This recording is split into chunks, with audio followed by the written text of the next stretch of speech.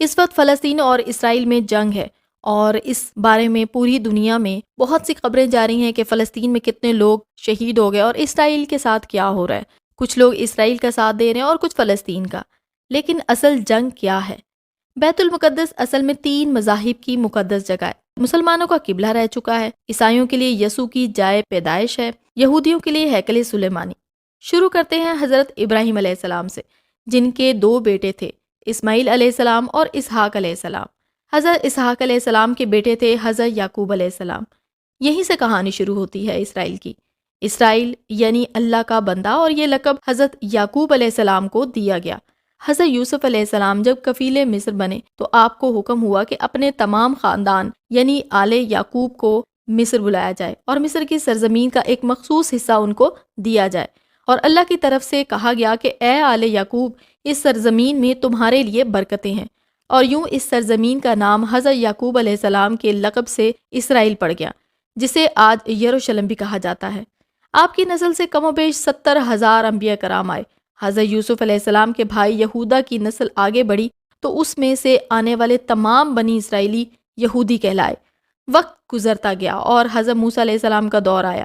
جب فرعون نے مصر کی سرزمین آپ پر تنگ کر دی تو بنو اسرائیل کے ساتھ آپ کو مصر سے نکلنا پڑا۔ اسی دوران بنی اسرائیل پر اللہ تعالیٰ کی بہت سی کرم نوازیاں بھی ہوئیں، جس میں من و سلوہ، چشموں کی بہتات، مچھلیوں کے شکار کا ذکر قرآن پاک میں بھی ملتا ہے، اور وہیں ہمیں ایک گائے کا ذکر بھی ملتا ہے جس کے لوتھڑے سے مردے نے اللہ کے حکم سے زندہ ہو کر اپنے قاتل کا بتایا تھا، اور اس کا ذکر ہم اپنی ایک ویڈیو میں کر چکے ہیں۔ اس گائے کی نشانی اللہ تعالیٰ نے قرآن پاک میں بیان فرمائی، جو کہ ایک سرخ مائل رنگت کی گائے تھی، اور ایسی گائے آج بھی یہودیوں کے نزدیک مقدس مانی جاتی ہے۔ حضرت موسیٰ علیہ السلام کے بعد دیگر نبی آئے۔ اسی دوران میں حضرت موسیٰ علیہ السلام اور ان کے دور کی کچھ باقیات، تورات، من و سلوہ کا کچھ حصہ بنی اسرائیل نے ایک صندوق میں محفوظ کر لیا۔ یہ اللہ کی طرف سے حضرت آدم علیہ السلام کو دیا گیا ایک خاص صندوق تھا، جو نسل در نسل نبیوں کے پاس رہا، جسے قرآن میں تابوت سکینہ کے نام سے پکارا جاتا ہے، اور یہ یہودیوں کو اپنی جان سے بھی زیادہ عزیز ہے۔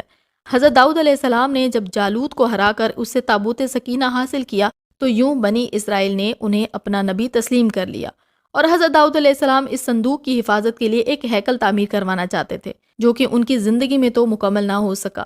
ان کے بیٹے حضرت سلیمان علیہ السلام نے جنوں کی مدد سے اس کو مکمل کروایا، اور اسی دوران میں آپ کی بھی وفات ہو گئی۔ اسی وجہ سے اسے ہیکل سلیمانی کہا جاتا ہے۔ بابل کے بادشاہ بخت نصر نے اسرائیل پر حملہ کیا اور ہیکل سلیمانی کو بھی گرا دیا، اور تابوت سکینہ بھی اپنے ساتھ لے گیا۔ سپرس دی گریٹ نے دوبارہ یہ شہر حاصل کیا، یہودیوں کو دوبارہ یہاں آباد کیا، اور تابوت سکینہ کو بھی واپس لایا گیا۔ ہیکل سلیمانی ایک دفعہ پھر تعمیر کیا گیا۔ پھر وقت گزرا اور حضرت عیسیٰ علیہ السلام کی آمد ہوئی، جنہیں نعوذ باللہ یہودیوں نے دجال، ناجائز اور کیا کیا لقب دیے۔ یہاں سے یہودیوں میں سے 2 الگ قومیں بن گئیں، ایک یہودی اور دوسرے عیسائی۔ یہودیوں نے سازش کر کے حضرت عیسیٰ علیہ السلام کو صلیب پر چڑھانا چاہا، اور اللہ تعالیٰ نے انہیں اپنے پاس زندہ اٹھا لیا۔ اس کے بعد یہودیوں اور عیسائیوں میں کئی چھوٹی موٹی جنگیں ہوئیں۔ پھر عیسائی رومی بادشاہ ٹائٹس نے اس شدت سے یروشلم پر حملہ کیا کہ اس پورے علاقے کی اینٹ سے اینٹ بجا دی، ہیکل سلیمانی کو گرا دیا، جس کے صرف ایک دیوار اس وقت اپنی اصلی حالت میں موجود ہے، جسے دیوار گریہ کہا جاتا ہے، جہاں یہودی جا کر تورات کی تلاوت کرتے ہیں اور آہو بکا کرتے ہیں۔ تابوت سکینہ بھی نہ جانے کہاں غائب ہو گیا۔ ٹائٹس کے حملے کے بعد یہودی آخری نبی کے انتظار میں تھے، کیونکہ اللہ پاک کا ان سے وعدہ تھا کہ انہیں پھر عروج بخشا جائے گا۔ اس وعدے کا ذکر سورہ بقرہ میں بھی موجود ہے کہ اے بنی اسرائیل، ان نعمتوں کو یاد کرو جو تم پر کی گئیں، اور اپنا وعدہ پورا کرو، یعنی ایمان لاؤ، تاکہ ہم بھی اپنا وعدہ پورا کریں۔ قیامت کی نشانیوں میں سے ایک نشانی یہ بھی ہے کہ ہیکل سلیمانی کی 3 دفعہ تعمیر ہوگی، جبکہ 2 دفعہ تعمیر ہو چکی ہے۔ یہودی اپنے مسیحا اور اپنے آخری نبی کے انتظار میں تھے کہ ٹائٹس کے حملے کے 500 سال بعد نبی آخر الزمان کی ولادت ہوئی۔ یہاں یہودیوں کو یہ جھٹکا لگا کہ سارے نبی حضرت اسحاق علیہ السلام کی نسل سے ہیں، تو آخری نبی حضرت اسماعیل علیہ السلام کی نسل سے کیوں پیدا ہوئے، اور انہوں نے ایمان لانے سے انکار کر دیا۔ اسلام کے آغاز میں یہودیوں کو قائل کروانے کی خاطر ہی بیت المقدس کی جانب منہ کر کے نماز ادا کرنے کا حکم ہوا، کیونکہ یہودی اسی طرف منہ کر کے عبادت کیا کرتے تھے۔ 17 ماہ بعد ہماری عبادت کا رخ بیت المقدس سے بیت اللہ کی جانب موڑ دیا گیا، کیونکہ مسلمانوں کا شروع سے ہی قبلہ اول وہی رہا، جسے پہلے حضرت آدم علیہ السلام اور پھر حضرت ابراہیم علیہ السلام نے تعمیر کیا۔ حضرت عمر رضی اللہ تعالیٰ عنہ کے دور حکومت میں اسرائیل یعنی کہ یروشلم پر عیسائیوں کا قبضہ تھا۔ بیت المقدس کے ہی احاطے میں انہوں نے گرجا گھر تعمیر کیا ہوا تھا اور عین تابوت سکینہ والی جگہ پر وہ گند پھینکا کرتے تھے یہودیوں کی نفرت میں۔ یروشلم کی فتح کے وقت جب حضرت عمر وہاں گئے تو عیسائیوں پر بہت زیادہ ناراض ہوئے، وہاں کی صفائی کروا کر مسجد تعمیر کروائی اور قرآن میں موجود معراج والے واقعے کی نسبت سے اس مسجد کو اقصیٰ کا نام دیا۔ یہودیوں کی دیوار گریہ بھی اسی احاطے میں موجود تھی تو زائرین کی حیثیت سے انہیں بھی وہاں آنے کی اجازت دی گئی۔ خلافت عباسیہ تک یروشلم ایک مسلم شہر رہا۔ اس کے بعد عیسائیوں نے دوبارہ یروشلم پر حملہ کر کے اس پر قبضہ کر لیا۔ صلاح الدین ایوبی نے عیسائیوں کے خلاف 50 سے زائد جنگیں کر کے بیت المقدس دوبارہ حاصل کر لیا اور پھر 700 سالوں تک یہ خلافت عثمانیہ کے زیر سلطنت رہا۔ یہودیوں کو بھی دیوار گریہ تک اپنے مقدس مذہبی اقدامات کی آزادی تھی اور یہودی آہستہ آہستہ پھر یروشلم میں آباد ہونا شروع ہو گئے، اور اس دوران میں کئی بار انہوں نے خلافت عثمانیہ کے سلطان کو پیسوں کے عوض یروشلم انہیں دینے کا لالچ دیا، لیکن وہ ناکام رہے۔ اور پھر دوسری جنگ عظیم میں عیسائی سپاہی ہٹلر نے چن چن کر یہودیوں کو مارا، تقریباً 60 لاکھ کے قریب یہودیوں کا قتل کیا گیا اور یہ در بدر بھاگنے پر مجبور ہو گئے۔ اس دوران انہیں یہ اندازہ ہو چکا تھا کہ انہیں اب خود اپنی پہچان کروانی ہے، اور بائبل میں موجود یہودیوں کے آخری عروج سے قبل والی کئی نشانیاں بھی ظاہر ہو چکی تھیں، اور وہ یہ تسلیم کر چکے تھے کہ ان کا آخری مسیحا اب دجال ہوگا، جس کی بدولت انہیں پوری دنیا میں دوبارہ حکومت کرنی ہوگی۔ انہوں نے برطانیہ سے گٹھ جوڑ کر کے خود کو ایک الگ ریاست تسلیم کروا لیا۔ یوں اسرائیل باقاعدہ ایک ملک کی صورت میں دنیا کے نقشے پر 1948 میں ابھرا۔ پھر آہستہ آہستہ انہوں نے فلسطین اور دیگر مصری علاقوں پر بھی قبضہ کر لیا۔ عرب ممالک اسرائیل کے خلاف جنگ پر آئے، لیکن اس وقت تک وہ خود کو اتنا مضبوط کر چکے تھے کہ عرب ممالک کو ایک چھوٹے سے ملک سے منہ کی کھانی پڑی۔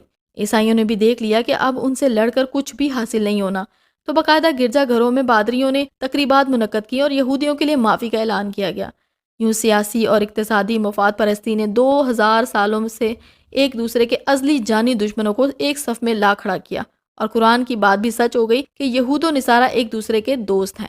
یہودیوں کے عقائد کے مطابق وہ ہیکل سلیمانی کی حفاظت نہیں کر پائے تو وہ خود کو قصوروار کہتے ہیں اور خود کو سزا دینے کے لیے زنجیروں اور چمڑے سے پیٹتے ہیں اور دیوار گریہ کے پاس جا کر آہو بکا کرتے ہیں، روتے دھوتے ہیں۔ وہ ایمان رکھتے ہیں کہ تیسری بار انہیں پوری دنیا پر حکمرانی حاصل ہوگی، اس کے لیے انہیں مسجد اقصیٰ کو گرانا ہوگا، جس کی تیاری وہ کر چکے ہیں۔ کب سے مسجد اقصیٰ کے نیچے بارودی سرنگیں بچھا دی گئی ہیں۔ اس کے بعد ہیکل سلیمانی تعمیر کر کے تابوت سکینہ وہاں رکھنا ہوگا۔ لیکن مسئلہ تھا سرخ گائے کا، کیونکہ ان کے عقیدے کے مطابق وہ ناپاک ہیں، اور جب تک پاک نہیں ہو جاتے ہیکل سلیمانی تعمیر نہیں کر سکتے، اور پاک ہونے کے لیے سرخ گائے کی قربانی دینا ہوگی۔ 2019 میں ایک امریکی ریاست سے 5 عدد ویسی گائے انہیں مل گئیں جس کے جسم پر سرخ رنگ کے علاوہ اور کوئی بال نہیں تھا۔ انہیں کبھی کام کے لیے استعمال نہیں کیا گیا تھا۔ اگلی نشانی کہ ان پر کسی بیماری کا اثر نہیں ہونا چاہیے۔ پوری دنیا میں کوڑ پھیلا کہ مختلف جانوروں کے ساتھ انہیں بھی ٹیسٹ کیا گیا اور اس پر کوئی بیماری کا اثر نہ ہوا تھا۔ قرب قیامت اور دجال کے ظہور والی تمام تر تیاریاں وہ مکمل کر چکے ہیں۔ ہمارے اسلام میں بتائی گئی قیامت کی نشانیوں کی انہوں نے اتنے اچھے سے تیاری کر لی ہے کہ غرقت کے درخت لگا دیے جو انہیں پناہ دیں گے۔ باب لد، جس جگہ احادیث کے مطابق دجال کا حضرت عیسیٰ علیہ السلام کے ہاتھوں قتل ہونے کا ذکر موجود ہے، اس جگہ وہ دجال کے فرار کے لیے ایئرپورٹ تک بنا چکے ہیں۔ یہ سب تو قرب قیامت کی نشانیاں ہیں، اور ہیکل سلیمانی نے بھی بن کر ہی رہنا ہے۔ پھر اصل جنگ کیا ہے؟ اصل جنگ تو عقائد کی ہے۔ ہم اپنے عقائد میں اس قدر کمزور ہو چکے ہیں کہ نماز پڑھیں یا نہ پڑھیں ہمیں فرق نہیں پڑتا، اپنے بہن بھائیوں کا حق کھا کر خوشی محسوس کرتے ہیں اور فرقوں کے خرافات میں الجھے ہوئے ہیں۔ فلسطینیوں کے لیے سوائے دعا اور احتجاج کے ہم کر ہی نہیں سکتے کچھ۔ کہ ہم اپنے عقائد کی اتنے مضبوط ہیں کہ ڈالر کے بہکاوے میں آ جاتے ہیں؟